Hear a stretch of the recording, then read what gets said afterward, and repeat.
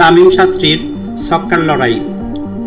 Bangladesh Bharat test series 2024-এর প্রথম টেস্টের তৃতীয় দিন সকালে ধারাভাষ্য কক্ষে ছক্কা নিয়ে কথার লড়াইয়ে মেতেছিলেন বাংলাদেশের ড্যাশিং ওপেনার তামিম ইকবাল ও ভারতের সাবেক ক্রিকেটার রবি শাস্ত্রী। মাঠে তখন ভারতের দুই সেঞ্চুরিয়ান ঋষভ পন্থ ও শুভমান গিল বাংলাদেশের বোলারদের বিরুদ্ধে বেশ কিছু ছক্কা হাঁকান। আর তখনই জমে ওঠে তামিম শাস্ত্রীর ছক্কা নিয়ে কথার লড়াই। ছক্কা প্রসঙ্গে তামিম বাহুশক্তি বা মাসল পাওয়ারের উপর জোর দিয়েছেন। প্লিজ সাবস্ক্রাইব করুন আমাদের দেখুন নিউজ চ্যানেলটি। তার কথা, টেস্ট ক্রিকেটে ছক্কা হাঁকাতে এটাই সবচাইতে বেশি প্রয়োজন। এ সময় তিনি ব্যাটিংয়ে থাকা পন্থের মাসলের বিষয় উল্লেখ করেন, কিন্তু শাস্ত্রী বেঁকে বসেন। একমত হননি তিনি তামিমের সাথে। তার মতে ছক্কা হাঁকাতে সবচেয়ে বেশি প্রয়োজন দক্ষতা বা টেকনিক।